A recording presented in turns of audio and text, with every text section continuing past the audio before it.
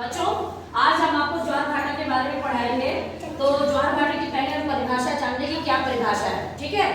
तो सूर्य तथा चंद्रमा की आकर्षक शक्ति के कारण, सूर्य तथा चंद्रमा की आकर्षक शक्तियों के कारण सागरी जल के ऊपर उठकर आगे बढ़ने को ज्वार तथा सागरी जल के नीचे गिरकर सागर की ओर पीछे लौटने को भाटा कहते हैं, ठीक है। तो मैंने ये चित्र बनाया है, तो ये देखिए, ये सूर्य, चंद्रमा और पृथ्वी। सूर्य और चंद्रमा की आकर्षण शक्ति हमारे पृथ्वी पर सागर में लगती है, तो सागर की लहरें ऊपर की ओर उठती हैं। और जब तीनों एक बराबर में होगा, जब तीनों पृथ्वी, चंद्रमा और सूर्य एक बराबर में होंगे, तो दोनों की ताकत एक साथ ज्यादा लगेगी ना। चंद्रमा और सूर्य की दोनों की आकर्षक शक्ति ज्यादा लगेगी, तो यहाँ पे क्या आ जाता है, दीर्घ ज्वार या बृहत ज्वार। ठीक, एक लाइन में होंगे तब दोनों की शक्ति हमारे समुद्र सागर में पृथ्वी पर ज्यादा लगती है, उसके वजह से सागर की लहरें ऊपर की ओर उठ करके आगे बढ़ती हैं, तो वो क्या होता है, बृहत ज्वार कहलाता है। क्या कहलाता है, बृहत ज्वार। और ये दो बार होता है पूर्णमासी और अमावस के दिन। कब कब होता है, पूर्णमासी और अमावस के दिन। दो बार, महीने में दो बार आता है, पूर्णमासी और अमावस के दिन। इसी के ठीक विपरीत क्या होगा, जब पृथ्वी की इधर ये सूर्य होगा और अपोजिट दिशा में, विपरीत दिशा में चंद्रमा होगा, तो दोनों की शक्ति क्या एक ज्यादा लगेगी, नहीं लगेगी, क्योंकि सूर्य की इधर से लग रही है और चंद्रमा की इधर से लग रही है ना। तो हमें पृथ्वी पर इन दोनों की शक्ति बढ़ गई, ताकत बढ़ गई ना, तो आकर्षक शक्ति हमारी इसमें कम लगेगी। इधर से सूर्य लगा रहा है, इधर से चंद्रमा लगा रहा है, तो आकर्षक शक्ति हमारी कम लग रही है, तो इसकी वजह से ज्वार आता है, लेकिन बहुत तेजी से नहीं।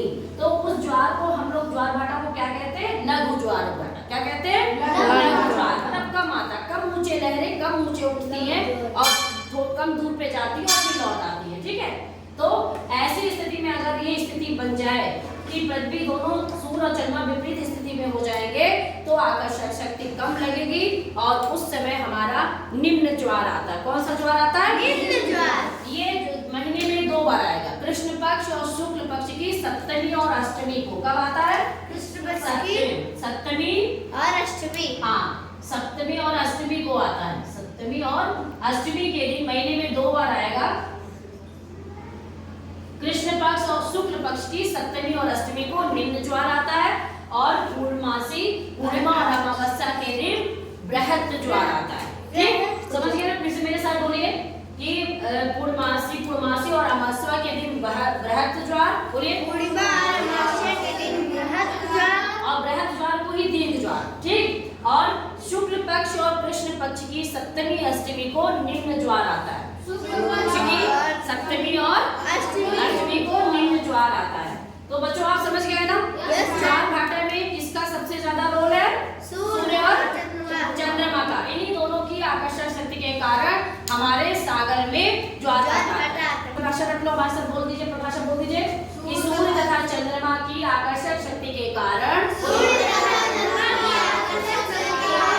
जब सागरी जल ऊपर उठकर आगे की ओर बढ़ता है, तो ज्वार कहलाता है। और जब जल नीचे गिरकर वापस लौटता है, सागर की ओर वापस लौटता है, तो उसे भाटा कहते हैं। अब समझ में आ गया, यस मैम। रट लोगे, यस मैम।